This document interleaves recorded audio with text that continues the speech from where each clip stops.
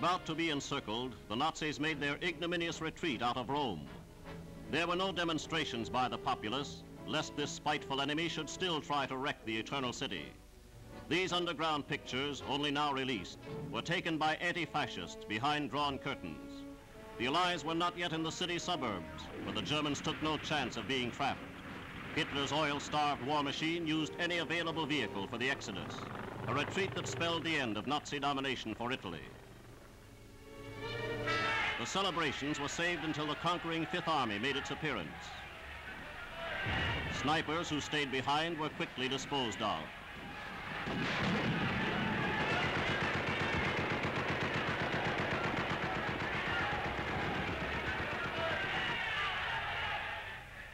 With the last Nazi routed, Rome, after 4 years, was free to rejoice in her liberation.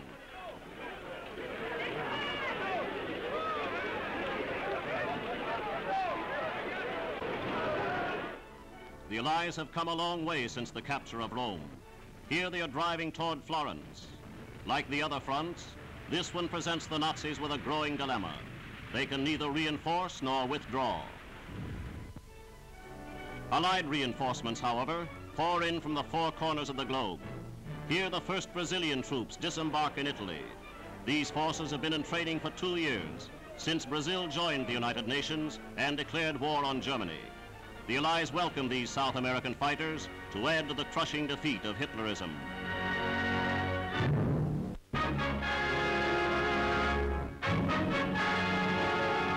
As a precaution against Germany's flying bomb, the City of London has opened 5 new and spacious underground shelters. These installations are a far cry from those used during early Blitz days. They are fully equipped with canteens and accommodate 40,000 Londoners in safety and comfort. There could be a veritable rain of fly bombs, which there isn't, and these folks would never even hear them. Each shelter is attended by a doctor, constantly alert to the possibilities of contagious disease. These closely situated neighbors get along on the friendliest of terms. In fact, harmony is the nightly keynote.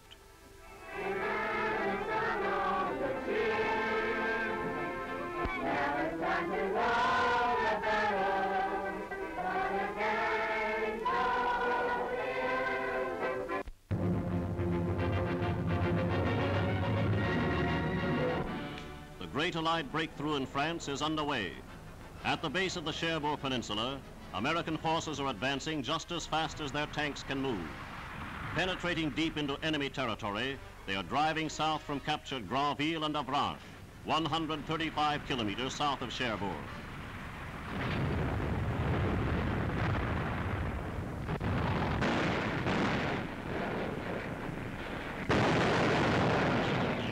Thus, since D-Day, the Allies have occupied the whole of the Cherbourg Peninsula and expanded their beachhead farther east. Now there is elbow room to mass and maneuver superbly equipped armies. Already these forces are striking inland for the final crushing defeat of the Germans in the west. In the stiffly resisted British sector, too, natural barriers and determined opposition are being overcome.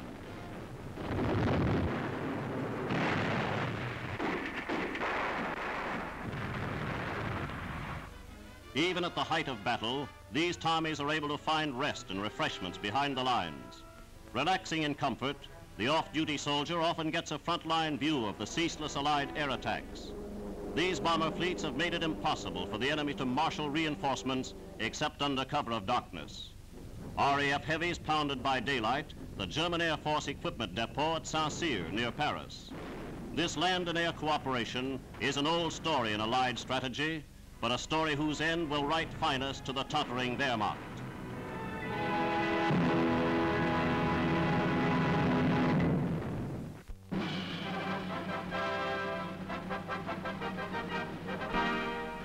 Pope Pius gives audience to Allied soldiers for the first time since the war began. The pontiff already had given thanks that Rome had been spared the ravages of battle. And here he meets some 4,000 fighters who freed the Italian capital from Nazi tyranny. His Holiness was carried to the throne, giving the troops his blessing as he passed. It was an event such as Rome had never before witnessed. Linguist and world traveler, Pius spoke to the troops in English. It is a real joy for us to welcome you all here within the very own home of the common Father of Christendom. Your presence naturally recalls to our minds the very pleasant days we had once the privilege of passing in the great capital of the British Empire. But it also summons up other memories, memories of those heroes of the faith, Saint Edward and Saint Thomas à Becket, Saint John Fisher and Saint Thomas More, who shed a supreme and unfading glory on your country. To their protection we commend you all. You know very well, you have had experience now of the dangers and uncertainties of life in the midst of a war.